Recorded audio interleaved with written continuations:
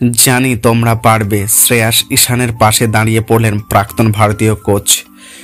Coaching ছাড়লেও ভারতীয় ক্রিকেটে রবি শাস্ত্রী কোচের সম্মান পেয়েই থাকেন। তার কাছ থেকে শোনা এই উদ্দীপক কথা নিশ্চিতভাবেই তাতিয়ে দেবে শ্রেয়াস এবং ঈশানকে। কিন্তু পরিস্থিতি যে বেশ কঠিন এবং জটিল তা ভালোভাবেই জানেন ভারতীয় টিমে পুরনো জায়গা ফিরে পেতে হলে শুধু ভালো খেললে চলবে না, ছাপিয়ে যেতে হবে অন্যদেরকেও। আগেই সতর্ক করেছিলেন ভারতীয় ক্রিকেট বোর্ড, তাতেও টনক নড়েনি। শেষ পর্যন্ত তাই হলো। যার প্রত্যাশা ছিল বোর্ডের চুক্তি থেকে বাদ পড়েছেন দুই ক্রিকেটার শ্রেয়াস আয়ার ও ঈশান কিষান। দুজনের অপরাধ এক, লাল বলের ক্রিকেটে গুরুত্ব দেননি। বোর্ডের নির্দেশের সত্ত্বেও রান পাননি ঈশান আর শ্রেয়াস। ফিট সার্টিফিকেট দেওয়ার সত্ত্বেও মুম্বাইয়ের হয়ে রঞ্জি কোয়ালিফাই ফাইনাল থেকে সরিয়ে নিয়েছিলেন নিজেকে। তার ফল ভুগতে হলো। বোর্ডের সেন্ট্রাল চুক্তি থেকে বাদ পড়েছেন দুই ক্রিকেটার। শ্রেয়াস ছিলেন গ্রেড বিতে আর ঈশান ছিলেন সিতে।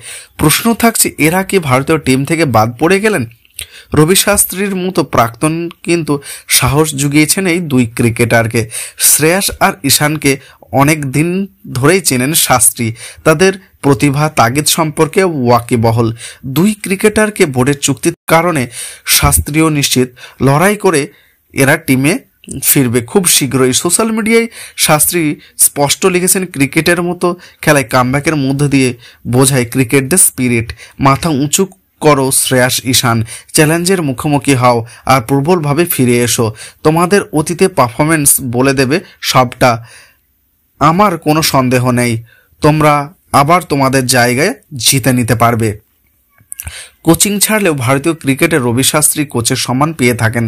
তার কাছ থেকে শোনা এই উদ্দীপক কথা নিশ্চিতভাবেই তাতিয়ে দেবে শ্রেয়াস ঈশানকে। কিন্তু পরিস্থিতি যে বেশ কঠিন, তা জটিল, তা ভালোভাবে জানেন ভারতীয় টিমের পুরনো জায়গায় ফিরে পেতে হলে শুধু ভালো খেলে চলবে না, অন্যদেরকেও ছাপিয়ে যেতে হবে।